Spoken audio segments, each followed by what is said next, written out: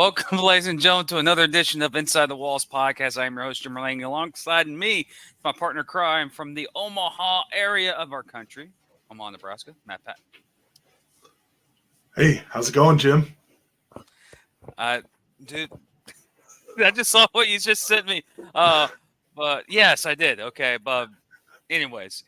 Welcome, ladies and gentlemen, another edition, episode 138 here, Inside the Walls podcast. Remember, you can follow us on any platform, as you can see above. We're on Rumble, we're on Facebook, we're on Twitter, we're on caffeine.tv. We're everywhere at NWalsPod. Also, you can find us here live on NationalArenaLeague.com's Facebook page and the website. So you can find all your updated information on the National Arena League from myself, Matt Patton, and one of our other colleagues, Ducon Williams, who does a lot of good highlights and breakdowns of the games himself. We'll get more into it here for you podcast listeners. Remember, you can download us on any podcast platform, Spotify, Apple, Google, iHeart, everything. I've seen us everywhere. I want to say thank you for your continued support on that matter. And thank you for the individual, I'm not going to mention her name, for reaching out on the email this week about that we need to update the episodes more often because she doesn't have a chance to get on YouTube. I updated it, make sure she had her copy, and she was very thankful for me to respond. So we're on Spotify. We're on all our podcast platforms. So you can find us here. You can find us especially at the YouTube network itself, Inside the Walls Network. We have 8 shows that cover all things indoor and arena football. Remember, shows are all throughout the week from different leagues, but most importantly, here in the National Arena League, Inside the Walls podcast, Arena Football Statement, and Matt Patton's show, the Cut Prime, whatever thingamajig, Prime Cuts of Omaha Beef podcast, of course, is Matt's show. Matt, early observations of week 1 of the National Arena League. You were there live in Omaha for your preseason kickoff, but we also had 2 other matchups around the league as well. What was your early observations from week 1 of the National Arena League? I mean, my early observations from week 1 of National Arena League 2024 is it's going to be exciting this year. Both games, Carolina traveling out to Idaho and Sioux City hosting Oklahoma Flying Aces. Both games were exciting. Both games were fun to watch. It's going to be a fun year in the NAL. That's my first and foremost impression of the league from week 1.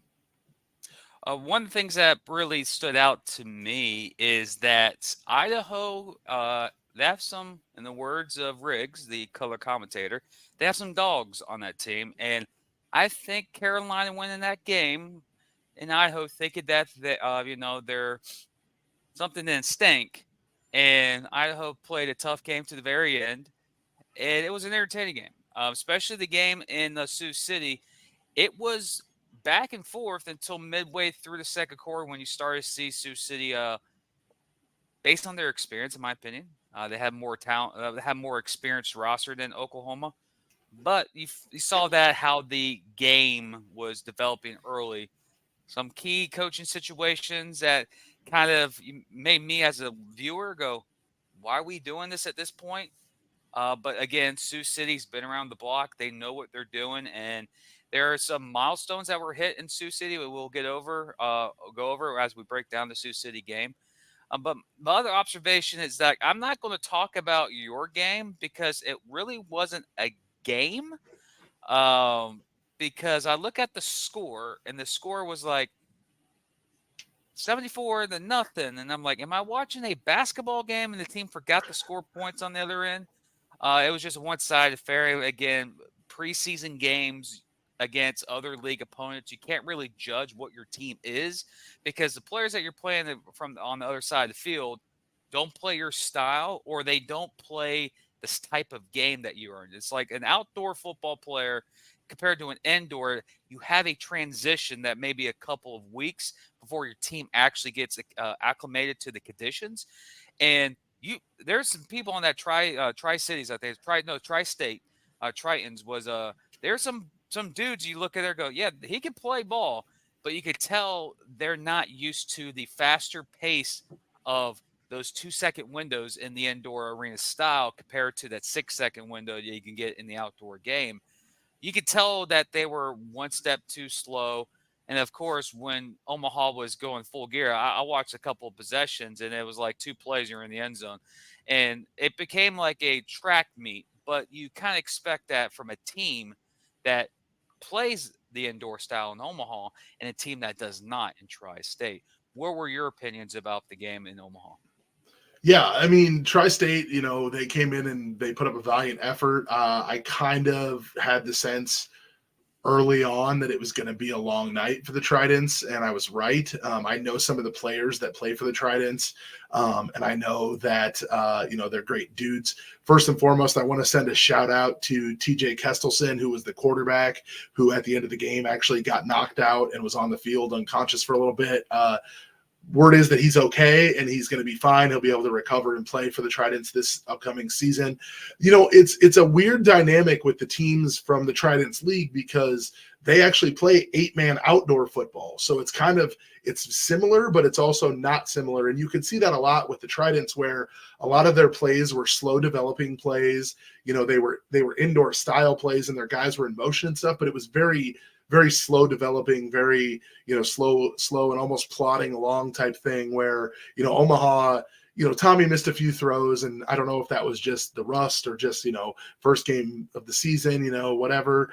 But it definitely was a difference in talent, in my opinion, based on, just what I saw on the field. And like you said, I mean, what can you judge from that? You can judge, not as much as you would from obviously a game where we're playing a league opponent, but it was a lot of fun, obviously, as a fan for Omaha, because I mean, we scored 74 points. And the game ended, I think, about 3 minutes left in the fourth quarter. So who knows what would have happened at that point. But like I said, just, it seemed early on like it was going to be quite a big blowout. And then it turned out to be just that, which was fun for us, but, not really probably super fun for the Tridents or the people that were there to support the Tridents. So What was the attendance in Omaha? You were there live, of course.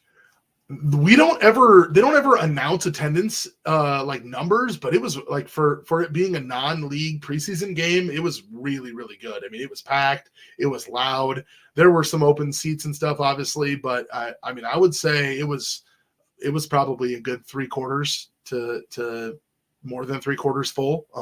So, I mean, I thought it was a really good turnout considering Sunday afternoon, St. Patrick's Day, and just the fact that it was a non-league opponent. Yeah, I was really impressed with the turnout. Not bad that we had some good attendance in Sioux City and in Idaho for Yeah. week 1 of the NAL season. One thing I want to say about the that Triton game again is you can you can tell, you can judge a team by certain aspects in the preseason, but you can also know that you can't really, go full forward with, oh, this is what our team's going to look like. Oh, this is how we're going to do this team. Because, for instance, you look at Idaho, they played the Desert Sentinels last week and looked like they were an unstoppable force. They played Carolina, competition got a lot tougher, and it was more of a struggle. And you look at Sioux City, they took care of Minneapolis Warriors. And when they get Oklahoma, it's a little bit more, got a little tougher. And you can tell that the base of the competition increases based on when you're playing teams that play the same style and play, well, you can't say they have same caliber player, but again, even in league play, teams may not have the same caliber teams, but you're playing against guys who know the game. And one thing I noticed when we transition to the regular season, you can tell now is these teams are made for this style, and now you can tell who has the better rosters. Even though the games may have not gone direction 10 to what the rosters will look like you think of Team A has 4 superstars, you think they'll outplay a team that only has 1 because they got 4. And usually it never happens because football is an overall team sport.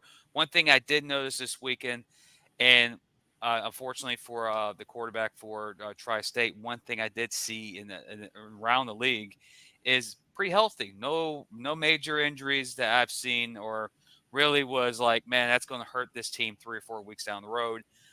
Again, You mentioned about Tri-State's quarterback. Hopefully he gets back on his feet and he gets back and playing the game he loves. It sucks no matter what league, what player, what type of sport it is. It sucks that an athlete who's playing this game that he loves gets hurt in a way, and you're like, man, it's bigger than football.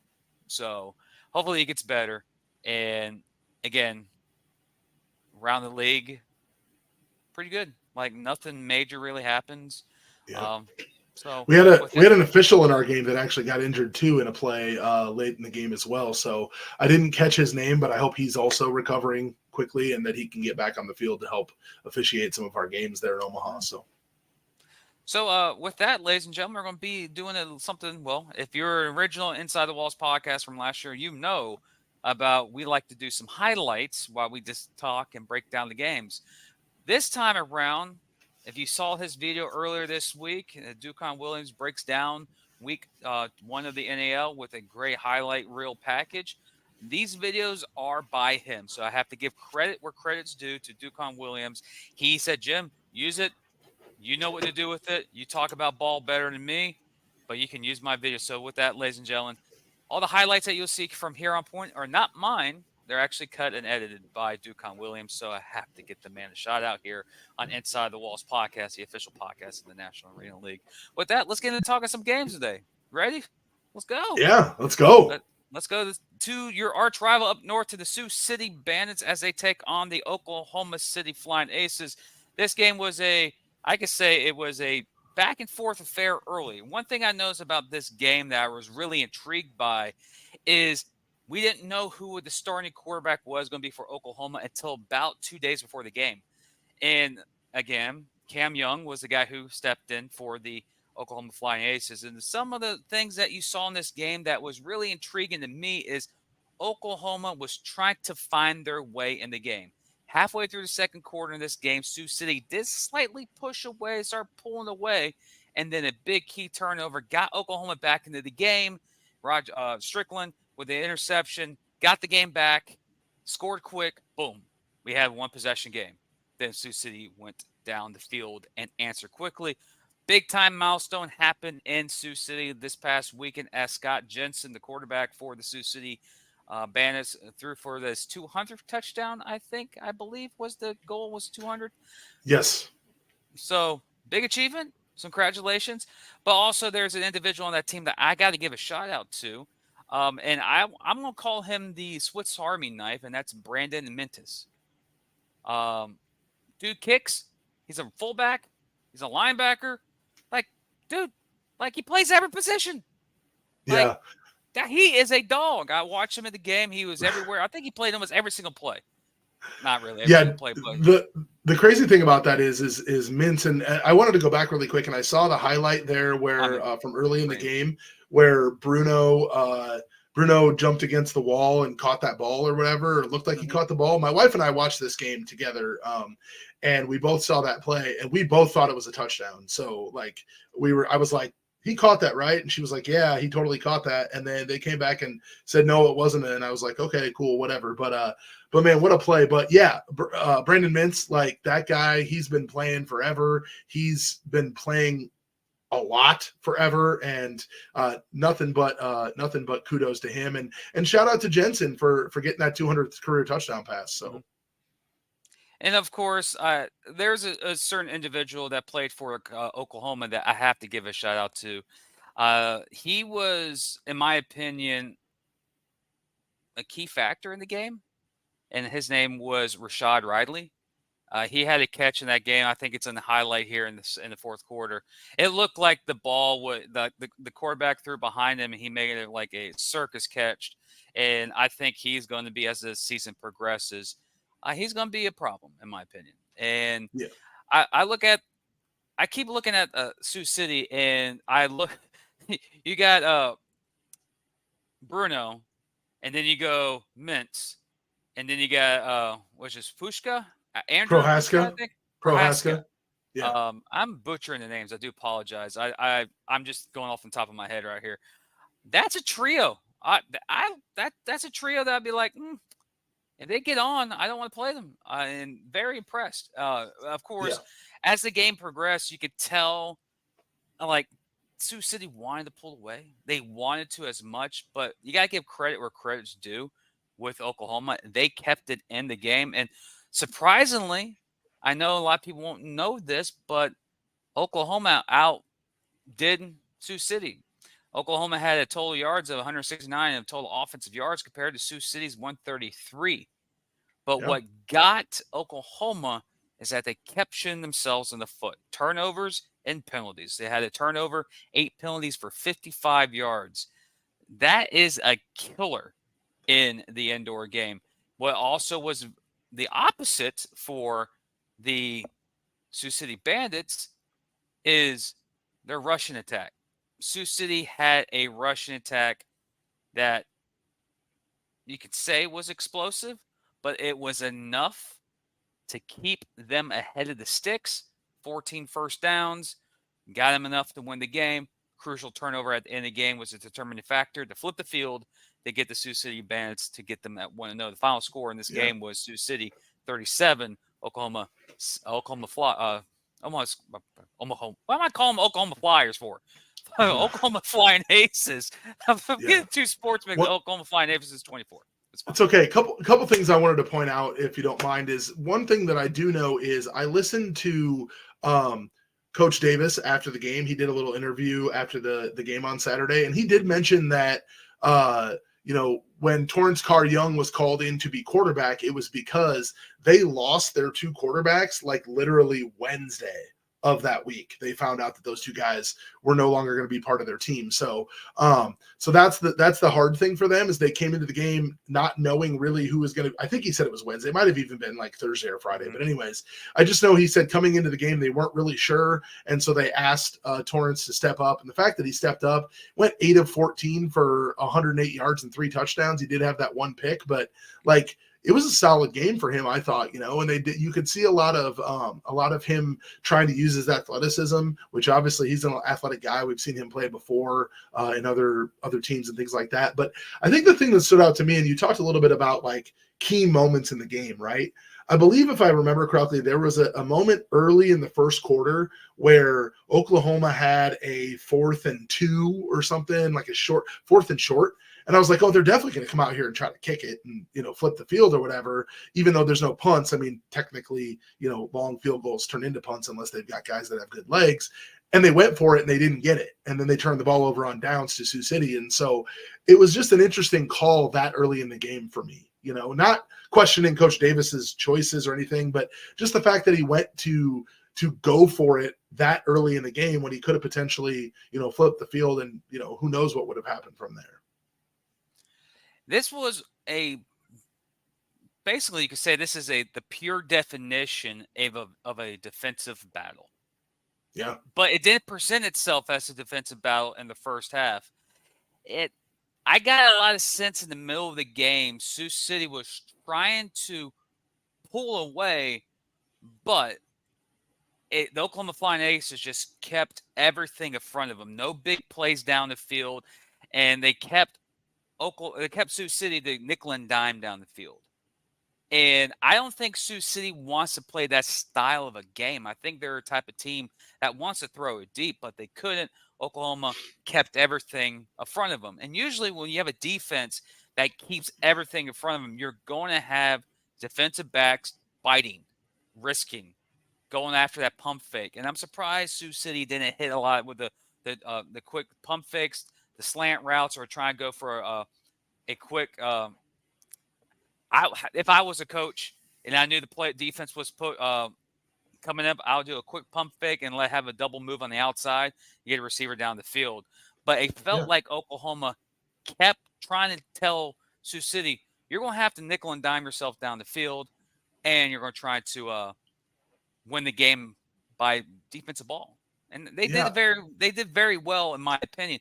One of the things I want to say about Oklahoma is that they got that second quarter, they felt they were pretty dead, in my opinion. Really no energy, and they really didn't want to execute the game plan. It felt like Sioux City was walking through the motions, and it felt like Oklahoma was just waiting for the play to happen and not creating that play to really change the game.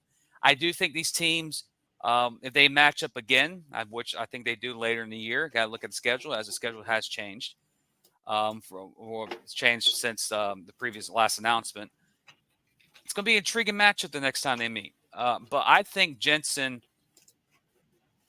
that three-headed monster, Bruno, Mintz, Jensen, they did enough. That's enough to get a win. Get the dubs early. I've always said, and I've heard this from coaches and I've heard this from other players, get the wins now. Don't chase them at the end of the season. Because if you chase wins at the end of the season, you're putting yourself in the more either in the bad position or you're putting yourself in situations where it's almost do and die. Get them early. Sioux City got the win early. But for Oklahoma, I just got to say this, guys. No preseason game. You come out here and you showed out.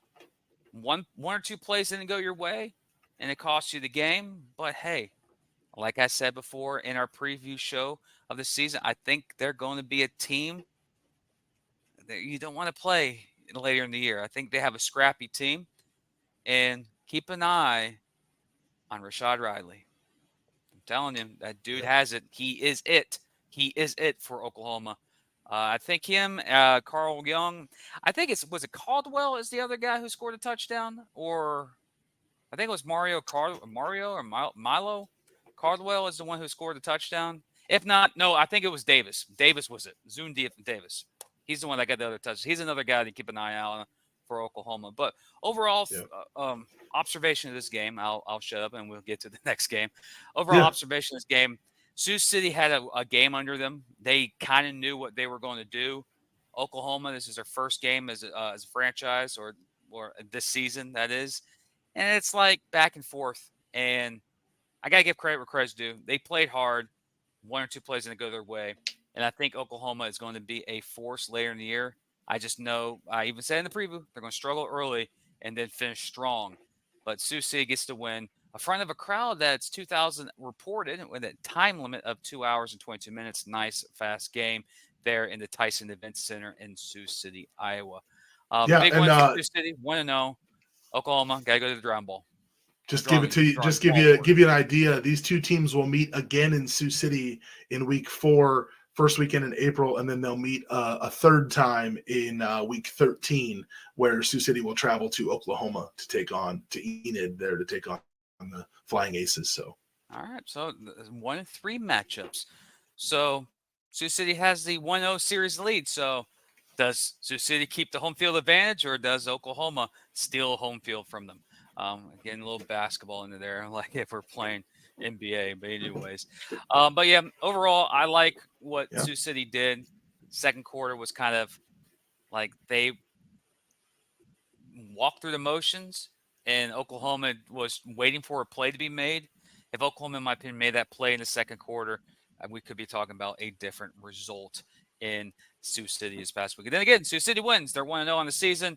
They have a bye week, so they get to rest up. I think they have back-to-back bye weeks, if I'm correct. Am I right? It appears so. So back-to-back bye weeks for week 2, same as Oklahoma. Oklahoma has a bye week next week as well. But we have another game in week 1 of the season, and we go to Napa in Idaho, where the Idaho Horsemen hosted the Carolina Cobras they are the team that was the last remaining team from last year's National Arena League. Fully loaded team in Carolina. You mentioned what I've said in the previews about Adam Smith, Guy Myers, James Summers, and Williams, Kendrick Ings, to name a few. But one thing I want to say about this game is the first player that came to my mind in this game, and he showed out, wasn't a Cobra. Who? His name is none other than Austin Schaefer, the quarterback for Idaho. He impressed me. Why?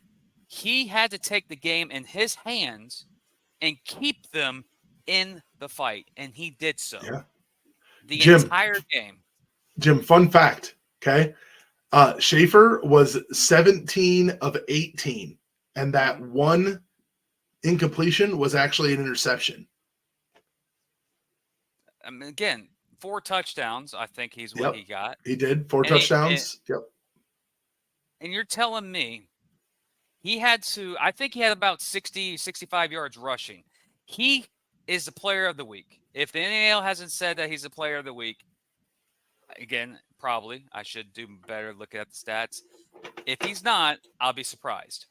But if he is my player of the week based on his stat and performance. But I know there's a lot of fans in Carolina said he lost the game and he's the player of the week. Well, yes, last year in the National Arena League, there were 5 players of the weeks given to a guy who was on the losing side of things. But I look at this game and I wanted to say something about Carolina that I know a lot of Carolina fans know me from previous years with Coach Rez and beyond that about how I break down games. I watched this game and I look at that line of scrimmage and I saw Idaho go toe-to-toe with Carolina.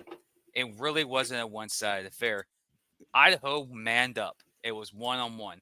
I believe that Carolina got to this game, thought they were going to walk through this game and get an easy win and head back to Greensboro to take on Omaha in week 2. They did not expect for this to be a one-possession game late in the fourth quarter. I think, and I know we talked to many receivers I've talked to many receivers on this Carolina staff. I think they were reading their press clippings. They're the best team. They're the number one power in the power rankings. They're getting pumped up in the coaches polls. All the websites, all the podcasts are saying that they're the number one team. I think they bought into their press clippings a little bit. Guy Myers, in my opinion, really wasn't what we thought he was going to be. But one thing I want to say about Guy is that as the game progressed, he got better. Yes, he looks shaky. He overthrew a couple receivers, but he got better. Even though I think Carolina may have read their press clippings a little bit, one thing I do have to say is my boy, Adam Smith, was out there doing his thing. 7 receptions, 70 yards receiving, 2 touchdowns. Oh, hum. That's Adam Smith in a nutshell. Kendrick Ings got into the score with a touchdown. He only got a reception, but one thing I know about Kendrick Ings is that he's not done yet, and he will be back. Never overlook him. But again, we mentioned how Schaefer had a good game. You look over with Guy Myers, he was 19 for 35, 149 yards passing, 4 touchdowns. But there's one crucial thing that he has there that didn't cost Carolina the game is the turnover. 0 turnovers. He also had 8 carries for 30 yards and a rushing touchdown. So Guy Myers started the game off slow, but as the game progressed, he got better. And as he got better, the offense of Carolina started to move freely. It's like almost that adjustment period we talked about. Carolina did not have that that exposition game or that preseason game. They had to go right into the fire and go on to and make that road trip to Idaho. As the game progressed, they got better. But one thing I liked about Idaho is that even though they've maybe been considered like the underdog or we don't belong in the same field as Carolina, they stayed toe-to-toe with the Carolina Cobras. This game, I hate to say it to the Carolina fans, expect this a lot in the NAL this year. Expect Sioux City to do the same thing, and expect Omaha this Saturday or this Sunday to do the exact same thing. They're very competitive. They're a very solid team. Yes, they may have played in another league, but they're a team that can beat you on any given weekend. This is not going to be what you think is going to be a 10-0 season, number 1 seed, host home field advantage, and win a championship. There are other teams in this league that are not the teams that you used to play last year that are no longer in the league. It's not going to be a shoo-in. And the reason I'll say that is because you look at how this game played early in the game. Every time Carolina scored, Idaho scored right back. Idaho answered every punch given to them. Every single punch they given to them. 2 guys I want to give a shout out to because I know they do not get enough love. That's Ryan Stokes and Rashad Flounders. Those 2 dudes literally single-handedly helped Schaefer keep them in the game. Yeah. They made some big plays. There was a passing play, I think, in the first quarter or first or second quarter. I think it was either Flanders. He did a 1 yard juke inside and did a corner and went to a post.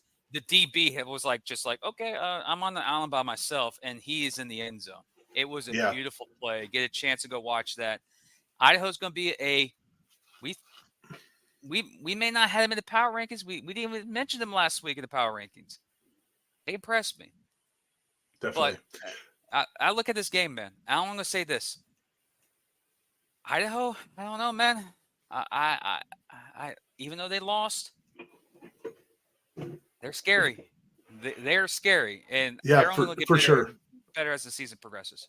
Yeah, definitely. I mean, I have to agree. Like, Rashad Flanders, very impressive with those 5 receptions, 46 yards, 2 touchdowns for the Horsemen. I misspoke earlier. Schaefer was actually 17 of 35, not 17 of 18. I kind of misread the stats there on my screen. But yeah, either way, I would be lying if I said when I saw this game on the schedule, I was like, oh, Carolina's going to run away with that one. I'd be lying if I said that I didn't say that, because that was what I thought going in.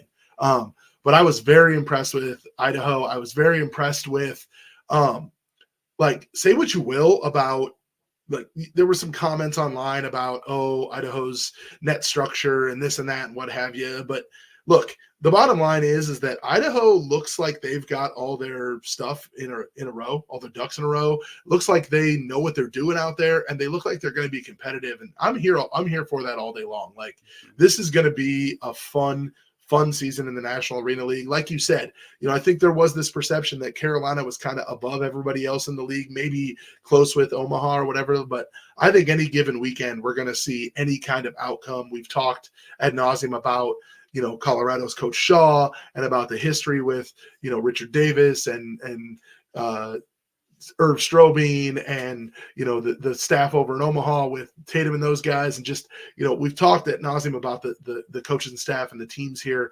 And I'm just excited that the season's here. But Idaho impressed me a ton.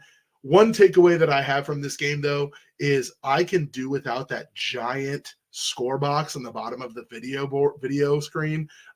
It's just a nitpicky thing for me as a fan, because it cuts off part of the field. And as little as it is, my brain is just like, why is the wide receiver disappearing from the screen? But that's just neither here nor there. But very impressed with the first week of the season, especially from Idaho, and looking forward to big things for this league moving forward. Well, with that, remember when I said about should the National Arena League should have awards out? They do. Yeah, they do. They do. Yeah. And I did say, was it Flanders? No, I didn't say Flanders. I said Schaefer. So week 1's players of the week, offensive player of the week is Austin Schaefer, Idaho Horsemen quarterback. Defensive player of the week is defensive lineman Caleb Lowerly. And special teams is Fred Bruno from the Sioux City Bandits. So I was right about the offensive player of the week.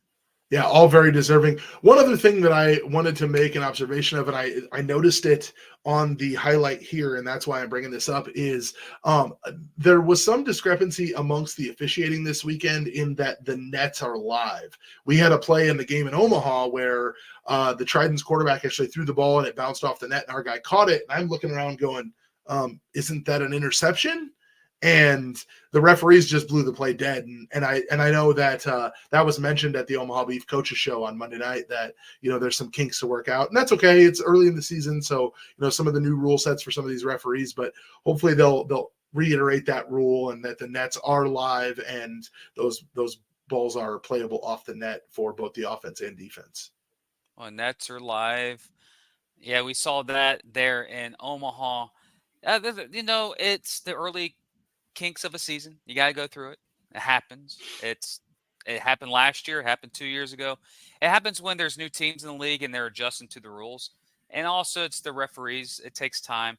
The product that is now is going to be 10 times worse than what the product is going to be in 5 weeks, 6 weeks, where that product's going to be pristine. We've seen the growth. Usually week 1's the worst. Week 2 gets better. Week 7, week 8, week 10, championship game, the product's completely different on the field. So I have nothing. I'm not worried about refs. I just don't. I don't worry about it in week one. I know there's little quirks and a lot of fans get mad. I just go, it's noise. Let's go. Let's go play some football. I'd rather have drama with that than other stuff that I have to deal with behind scenes. But again, I'm happy that there's football back. And again, I'm proud that I can on the weekends, starting Fridays and Saturdays and Sundays, turn on the YouTube or any platform that it's on, get to enjoy some football, and especially a version of a game that I love covering, and that is the indoor and arena game. And Absolutely. then again, the final score in Sioux, the final score in Napa. I almost said Omaha. We already talked about Omaha. We're not going to talk about you guys anymore. And the final score in Napa. That's what the question I meant to ask you. At the very end of this game, a deuce would have tied it, right? Yeah. They went to go kick it. It felt like they just conceded the game. They didn't do an onside kick or go for the deuce. Or do you think that was a missed kick by Idaho? Yeah, I'm not really sure about that. I noticed that too, and I didn't really know, didn't really think about it at the time. But now that you bring it up, I'm not really sure. I don't know if their kicker, can make the deuce. I didn't, didn't really pay attention to was he kicking it off the net or anything like that, whatever. So yeah, you would think the natural thing would be like, hey, we've got that opportunity for 2 points. Let's try to kick it off that net or whatever. But yeah, I guess I didn't think about it at the time. So, All right. When I watched the game with a couple buddies, we're like, did they just concede it, or it was just the kicker went to go for the deuce, he slipped, and the ball went to the left and kind of swibbed it. But it was a interesting final score. Came down to the wire. Carolina pulls a 51-49 victory in Napa, and they go to Greensboro this weekend to take on the Omaha Beef. When we come back after this, we'll break down a unique matchup, but we won't go in depth. We'll just talk about how unique it is. Then Clash in Greensboro coming up right after this.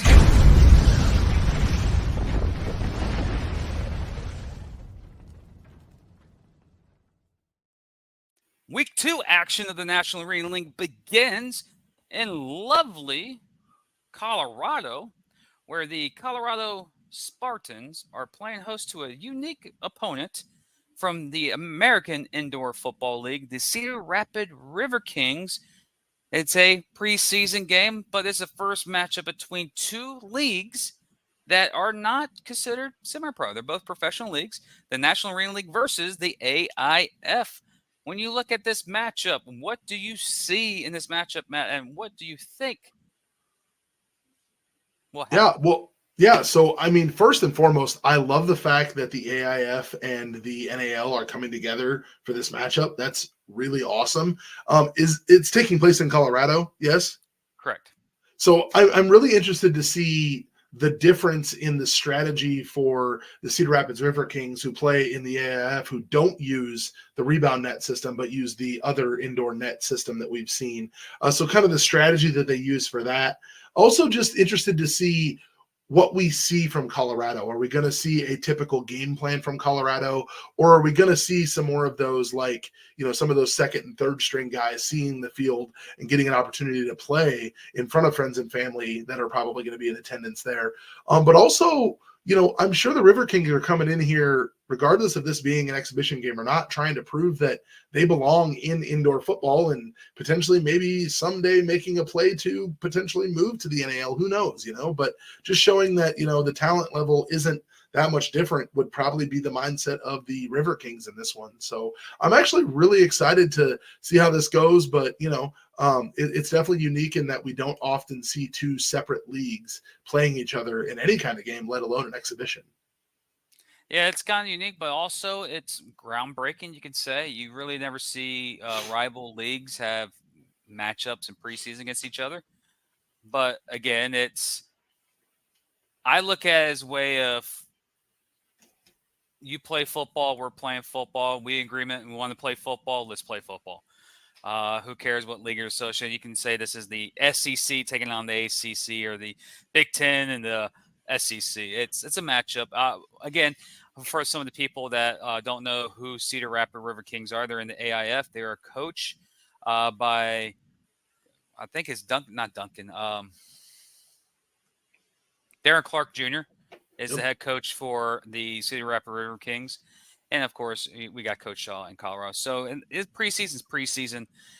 You really don't want to over examine preseason games, in my opinion. But this, you can say, is an upper competition for the Spartans. So we saw what they did against Northern Colorado when they last week. Now they get to play a team that has dudes that were recruited, that were played in arena football leagues all around the country. Cedar Rapids has a squad, and it's going to be an entertaining game.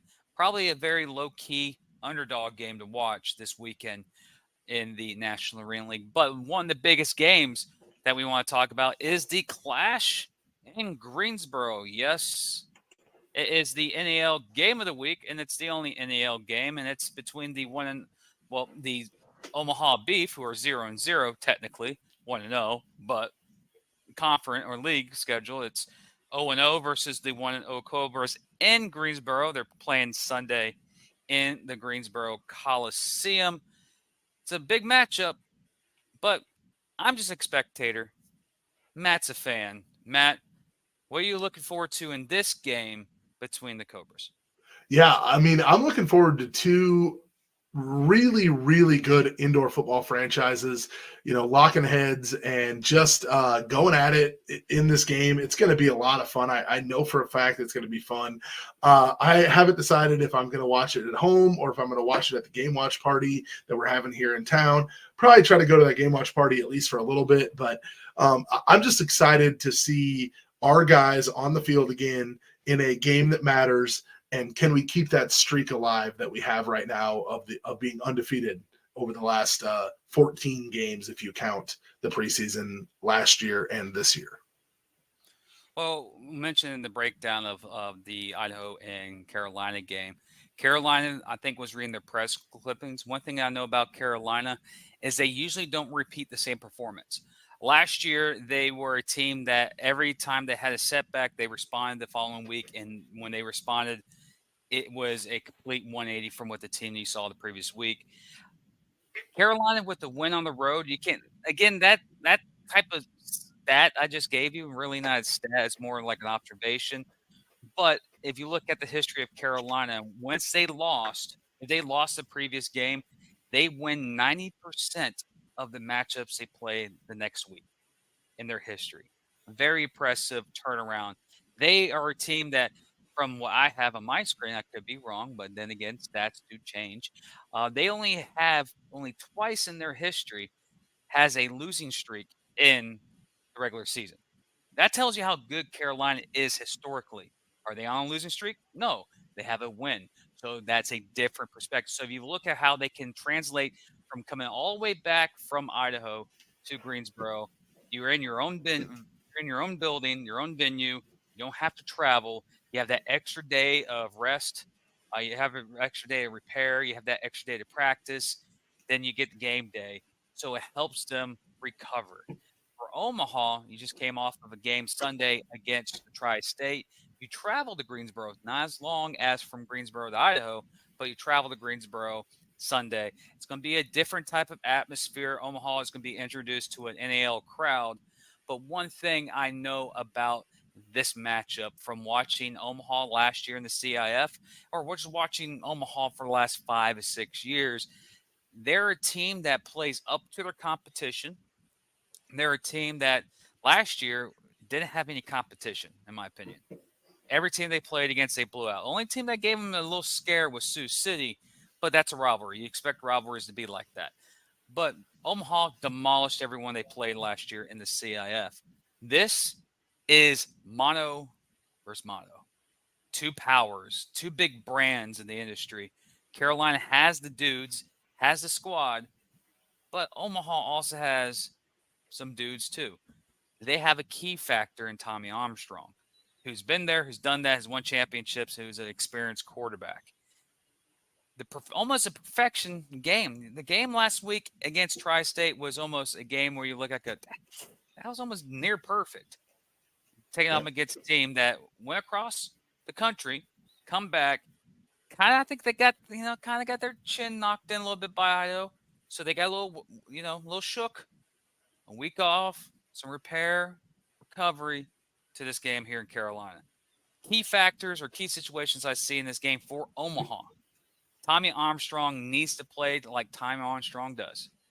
If he still does, like last week I saw limited times I've seen him, he's a little behind, a little delayed on some of the passes. Maybe that's just him trying to, work out the kinks. It's usually do that. You want to do that in preseason games. But his mobility is going to be key. Carolina's defense is pretty good. And Carolina defense will try to keep Tommy Armstrong in the paint. And they're going to dare Tommy to beat him in the air. For Omaha, you have to shut down not one, but two receivers. You got to stop Kendrick Ings, and you have to shut down Adam Smith. If those dudes are catching footballs all over the field, it's going to be a long day for Omaha.